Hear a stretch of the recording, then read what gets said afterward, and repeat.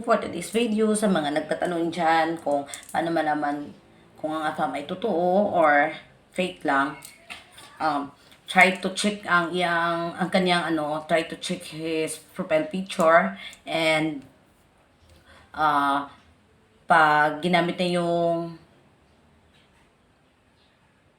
trabaho doon niya ay military or US Navy, wag na kayong maniwala dyan kasi marami ang reason na hindi sila makasagot sa tawag kasi bawal social media, bawal ang cellphone, bawal daw yung wala daw signal sa sa nadestinuhan, kaya ayaw nila masagot yung tawag. Tsaka check yung profile picture, and pag ginamit nila yung US Navy daw sila tsaka military, yan, wag na kayong maniwala dyan. At tsaka yung mahaba talaga yung message nila, at tsaka maganda yung English, yun ang wag na kayong maniwala dyan kasi di yan totoo. And then, isa din sa experience ko, nagpapadala sila ng package, at saka isisend nila yung laman, mga mamahaling bag, cellphone, mga ganyan, pera, sabihin pa nila sa'yo na, oy, may laptop dyan na mamahalin ha, sa ilalim ng laptop, may 200, how much, something, $500 na niligpit daw dun sa kailan makuha mo talaga yung package na yan kasi sayang yung pera. Okay, so ikaw talaga na nagpabububo kung magpadala ka, na ma-scam ka talaga kasi karamihan nagpapadala sila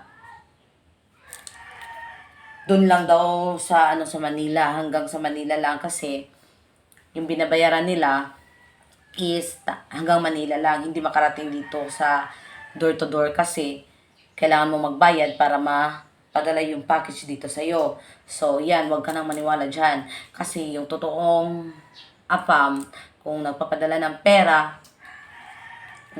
sila ng pera, package, wala ka nang babayaran talaga. Kasi bayad na yan lahat. Makarating sa'yo na wala ka nang babayaran. At saka, pag yung totoo na AFAM na naghahanap ng Pinay, gumagawa talaga sila ng paraan para makausap kayo kung wala siyang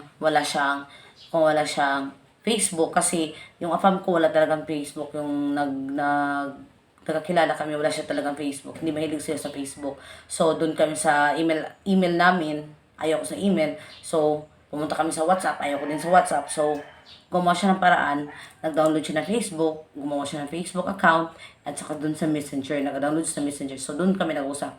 Pag yung AFAM nyo na hindi maraming reason na ganito, andun daw siya sa bawal yung lahat, maraming bawal, wag ka na maniwala dyan kasi hindi siya totoo. At saka karamihan dyan, nagpapanggap lang sila na sila yung nasa picture, pero yun pala, yung sa picture na ginawa nila, yung nasa profile pic, hindi sila yun. Kaya, isang tips ko talaga, tawagan nyo, pag nasagot nyo, nakausap nyo, sila na yung totoo yan. Pero pag hindi maraming reason na ganyan, maraming bawal, wag ka na maniwala dyan kasi hindi sila totoo, fake lang yan. Naglilibang lang sila, tsaka maghihingi ng iba't ibang something like that. So, if you start talking to someone else na ganyan, stop mo na kasi masasaktan ka lang. So, be patient pag naghahanap ng AFAM, be patient.